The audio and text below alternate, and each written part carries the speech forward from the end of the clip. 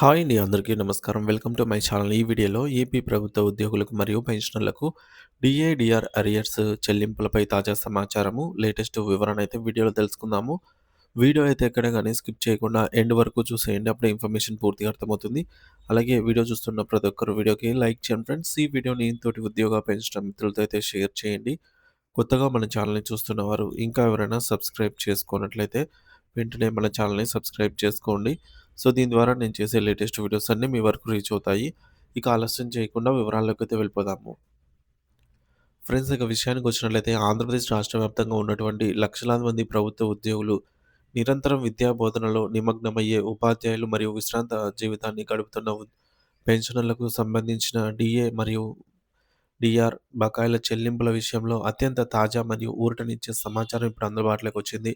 ఈ బకాయిల కోసం వేల సంఖ్యలో ఉద్యోగ కుటుంబాలు ఎంతో కాలంగా ఎదురుచూస్తున్న నేపథ్యంలో జనవరి 20వ తేదీన సాయంత్రం నాటికి జరిగిన కీలక పరిణామాలను మనం క్షుణ్ణంగా పరిశీలించుకోవాలి. ఈ క్రమంలో పీడీఎఫ్ ఎమ్మెల్సీ గౌరవనీయులు శ్రీ గోపిమూర్తి గారు నేరుగా ఆర్థిక శాఖ కార్యాలయానికి వెళ్లి అక్కడ డిప్యూటీ సెక్రటరీ గౌతమ్ గారితో సుదీర్ఘంగా చర్చలు జరిపారు. ఈ సమావేశం యొక్క ప్రధాన ఉద్దేశ్యం ఏమిటి అంటే, క్షేత్రస్థాయిలో డీఏఆర్ఎస్ బిల్లుల జమలో ఎదురవుతున్న సాంకేతిక మరియు పరిపాలనాపరమైన అడ్డంకులను తొలగించి, నిధులను నేరుగా ఉద్యోగుల ఖాతాల్లో జమ చేయడమే. ఈ భేటీలో ఉద్యోగులకు వచ్చిన మొదటి మరియు ప్రధాన అంశం ఏమిటంటే, సీఎఫ్ఎంఎస్ పోర్టల్‌లో అప్‌లోడ్ చేసిన బిల్లులు సాంకేతిక కారణాలతో రిటర్న్ అయినప్పుడు, వాటిని తిరిగి సరిచేసి అప్‌లోడ్ చేయడంలో జరుగుతున్న జాప్యం. చాలా జిల్లాల్లో కొంతమంది డీడీఓలు నిర్లక్ష్యంగా వ్యవహరించడం వల్ల లేదా సరైన అవగాహన లేకపోవడం వల్ల వేలాది మంది ఉపాధ్యాయులు మరియు ఉద్యోగులకు రావాల్సిన నిధులు ఆగిపోయాయి. ఈ సమస్యను ఎమ్మెల్సీ గారు అధికారుల దృష్టికి తీసుకెళ్ళి ఎవరికైతే బకాయిలు జమ కాలేదో అటువంటి వారి కోసం బిల్లులు తిరిగి సబ్మిట్ చేసేందుకు మరొక ప్రత్యేక అవకాశాన్ని కల్పించాలని గట్టిగా కోరారు. ఇది సాధ్యమైతేనే బిల్లులు పెండింగ్‌లో ఉన్న ప్రతి ఒక్కరికి న్యాయం జరుగుతుందని ఆయన వివరించారు. ముఖ్యంగా మున్సిపల్ ఉపాధ్యాయుల పరిస్థితి ప్రస్తుతం చాలా క్లిష్టంగా ఉంది. వారు ఇటీవల విద్యాశాఖ పరిధిలోకి మారటం వల్ల వారి సర్వీస్ వివరాలు మరియు బడ్జెట్ హెడ్ ఆఫ్ అకౌంట్‌లలో మార్పులైతే వచ్చాయి. దీనివల్ల వారి డీఏ బిల్లులను సబ్మిట్ చేయడానికి సాఫ్ట్‌వేర్‌లో కొన్ని ఇబ్బందులు తలెత్తాయి. దీనికి తోడు పదవీ విరమణ చేసిన పెన్షనర్లు మరియు దురదృష్టవశాత్తు మరణించిన ఉపాధ్యాయుల కుటుంబాలకు సంబంధించిన పీఎఫ్ ఖాతాలు ఇప్పటికే రద్దయిపోయాయి. క్లోజ్డ్‌లో ఉన్నాయి. సాధారణంగా డీఏ బకాయిలు పీఎఫ్ ఖాతాల్లో జమ అవుతాయి. కానీ ఈ రద్దయిన ఖాతాల కారణంగా ఆ డబ్బులు నిలిచిపోయాయి. అటువంటి వారికి మానవతా దృక్పథంతో నగదు రూపంలోనే బ్యాంకు ఖాతాల్లో జమ చేయాల్సిన అవసరం ఉందని ఎమ్మెల్సీ గారు ఆర్థిక శాఖ అధికారులకు స్పష్టం చేశారు.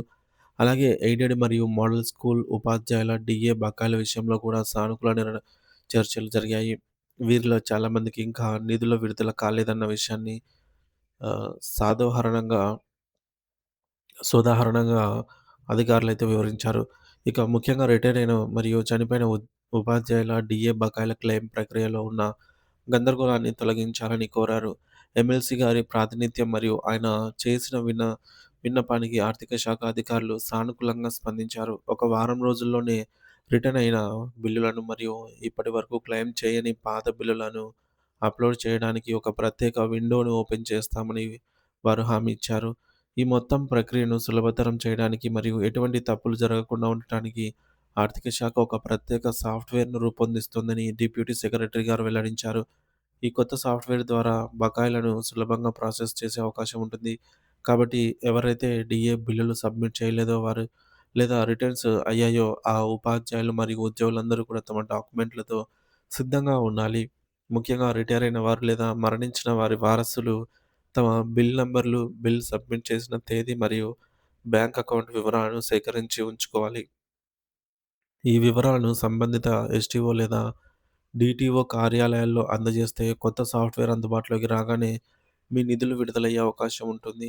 ఇక మరో ముఖ్యమైన మరియు దశాబ్దాల కాలంగా పెండింగ్‌లో ఉన్న సమస్యలపై కూడా ఈ సమావేశంలో పురోగతి కనిపించింది.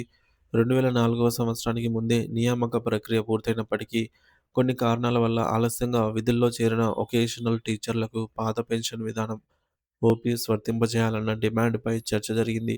దీనిపై ఎమ్మెల్సీ గారు అధికారులను ప్రశ్నించగా సంబంధిత ఫైల్ ప్రస్తుతం ప్రాసెసింగ్ అవుతోందని, సాధ్యమైనంత త్వరగా దీనిపై ఒక నిర్ణయం తీసుకుంటామని అధికారులు బదులిచ్చారు.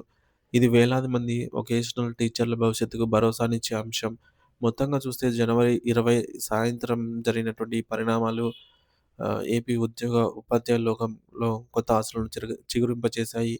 ఇక డీఏ మరియు డీఆర్ బకాయిల చెల్లింపులకు ఉన్న ప్రధాన ఆటంకాలు దాదాపుగా తొలగిపోయినట్లేనని మనం భావించవచ్చు.